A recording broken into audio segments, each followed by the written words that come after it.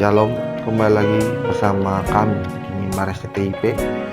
Pada pagi hari ini kita mau merenungkan sebagian firman Tuhan yang terambil dari surat Yakobus pasal yang pertama, ayatnya yang kedua sampai ayatnya yang kelima. Surat Yakobus mengatakan bahwa saudara-saudaraku, anggaplah sebagai suatu kebahagiaan apabila kamu jatuh ke dalam berbagai-bagai pencobaan. Sebab kamu tahu bahwa ujian terhadap imanmu itu menghasilkan ketekunan. Dan biarkanlah ketekunan itu memperoleh buah yang matang, supaya kamu menjadi sempurna dan utuh, dan tak kekurangan suatu apapun. Tetapi apabila di antara kamu ada yang kekurangan hikmat, hendaklah ia memintakannya kepada Allah, yang memberikan kepada semua orang dengan murah hati, dan tidak membangkit-bangkit, maka hal itu akan diberikan kepadanya. Bapak Ibu Saudara yang terkasih dalam nama Tuhan Yesus, ada beberapa kata, ada beberapa hal yang harus kita garis bawahi dari ayat ini, yaitu bagaimana ketika kita berada dalam satu pencobaan, satu tekanan, satu masalah, kita perlu untuk mengucap syukur dan perlu melihat itu sebagai suatu hal yang baik dalam kehidupan kita, dan bukan menganggap itu sebagai suatu hal yang sangat memberatkan, dan menganggap itu sebagai suatu hal yang membuat kita jauh daripada Allah.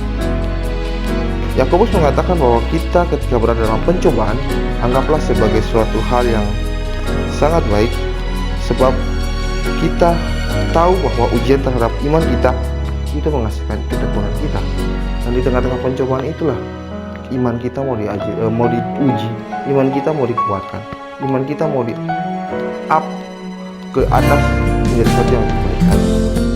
Dan ketika kita berada dalam hal seperti itu, perlu kita sadari ada Tuhan yang selalu bersama-sama dengan kita, selalu memegang tangan kita untuk bersama-sama dengan kita melewati pencobaan.